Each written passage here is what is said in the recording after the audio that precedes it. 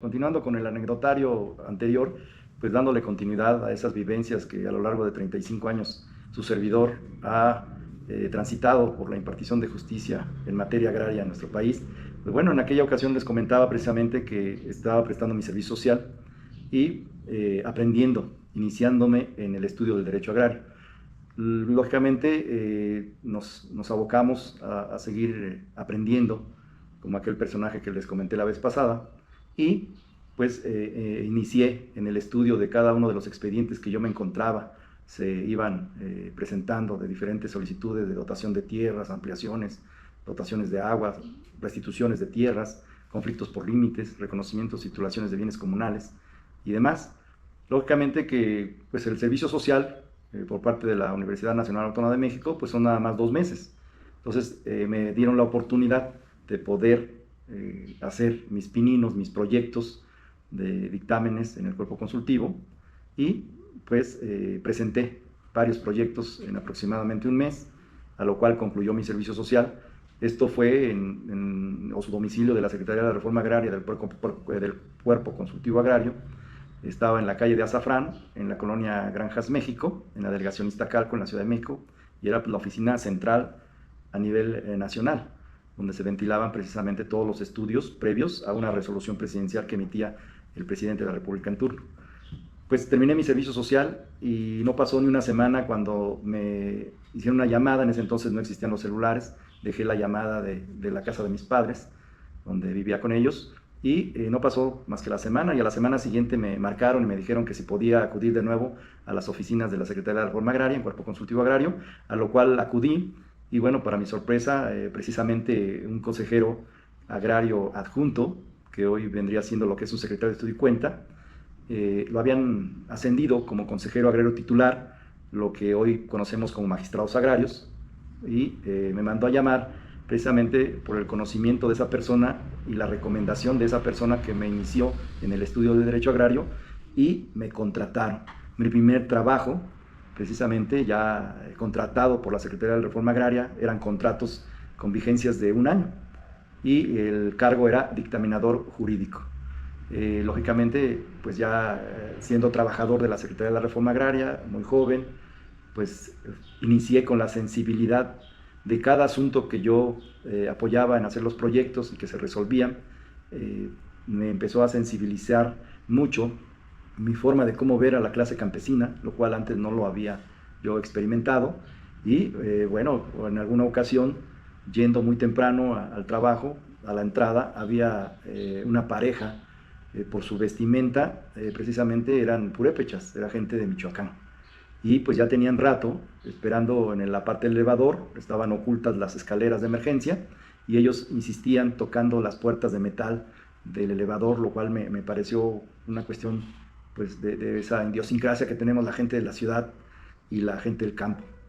a lo cual, bueno, era una cosa entre ternura y cuestión de apoyar a esas personas, a lo cual inmediatamente me dirigí a ellos y les comenté que había un botón para que se abrieran esas puertas,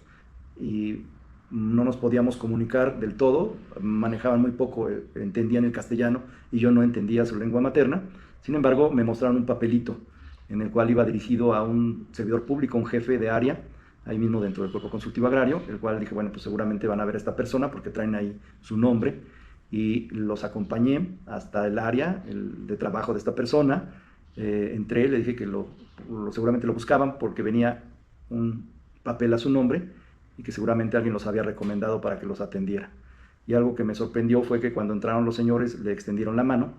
y este servidor público simplemente le dijo, siéntense, tomen asiento. Y los señores insistían en saludarle,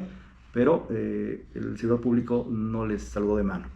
Y algo que fue muy común durante muchos años, inclusive al día de hoy, considero que no hay por parte de los servidores públicos, no todos, pero sí un buen porcentaje, que al parecer nada más están en el cargo público por tener un empleo, pero no tienen la sensibilidad para atender a la clase campesina, para resolver inclusive sus asuntos. Y eso lo vi por los 7 años que estuve en la Secretaría de la Reforma Agraria. Era muy común cuando llegaban los campesinos de manera directa a ver a los altos mandos, y a veces eran tratados de esa manera. Entonces sí, fue algo que también me volvió a sensibilizar en mi persona, ese trato pues discriminatorio hacia la clase campesina. De hecho, era yo muy criticado entre los compañeros de trabajo porque siempre les decía cuando llegaba algún campesino o campesinos que deberíamos de ponerle una alfombra roja para que ellos pasaran por nuestras áreas, porque era de donde comíamos, era del salario que nos daban, era porque estábamos atendiendo sus asuntos y por lo tanto eran las personas más importantes que teníamos que atender. No así cuando llegaba un delegado agrario, algún consejero de alguna entidad federativa, sino cuando llegaban directamente los campesinos, habría que atenderlos, a lo cual pues siempre era muy criticado, porque pues esa burocracia en la cual se encontraba la reforma agraria, pues era de tal manera que por eso ellos mismos generaban lo que se le llamó el rezago agrario. Posteriormente, pues tuvimos la fortuna de ver cómo se iniciaba o cómo se consultaba más bien la iniciativa de ley agraria y se derogó a final de cuentas la Ley Federal de Reforma Agraria, y ahí hay que ser muy claros en materia agraria. No es lo mismo derogar a abrogar. Abrogar pues es anular, derogar es simplemente hacer alguna modificación o hacer una reforma sin dejar de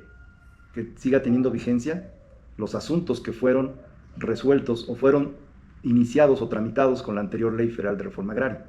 Entonces, hasta la fecha, si vemos el artículo 27 constitucional en sus artículos transitorios y la ley agraria vigente en sus transitorios, todavía tiene vigencia aquellos asuntos que fueron tramitados conforme cuando tuvo vigencia la Ley Federal de Reforma Agraria, que fue de 1971 hasta antes del 6 de enero de 1992. Entonces a mí me tocó esa experiencia de pasar de una ley,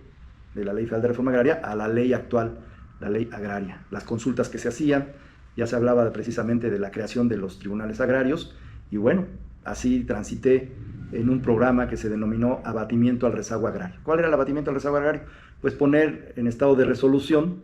todos los expedientes con un dictamen, precisamente,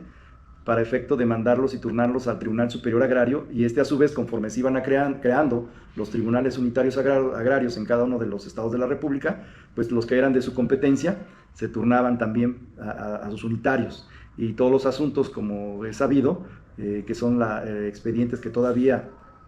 son de trámite de la Ley Federal de Reforma Agraria, pues el Tribunal Superior Agrario sustituyó al jefe, en este caso que era el presidente de la República, el Ejecutivo Federal, y fue ahora los tribunales agrarios. Y hasta el día de hoy el Tribunal Superior Agrario tiene la responsabilidad de resolver todos esos asuntos, que bueno, un eslogan constitucional y la ley agraria es que la justicia debe ser pronta y expedita. Y ahí todavía existen dentro del Tribunal Superior Agrario asuntos de ese famoso rezago agrario, todavía de solicitudes muy antiguas, menos de 1970 hacia atrás, hacia adelante, que al día de hoy no han sido resueltos. Entonces sí, les comento esa vivencia, esa parte que transité precisamente 7 años en la Secretaría de Reforma Agraria, y estuve en ese programa de abatimiento al rezago agrario, puesto que en 1992, que se crearon los tribunales agrarios, yo ingresé hasta el año de 1998, que lo dejamos para en otra ocasión seguirles platicando precisamente sobre ese anecdotario personal de 35 años de impartición de justicia agraria. Muchas gracias.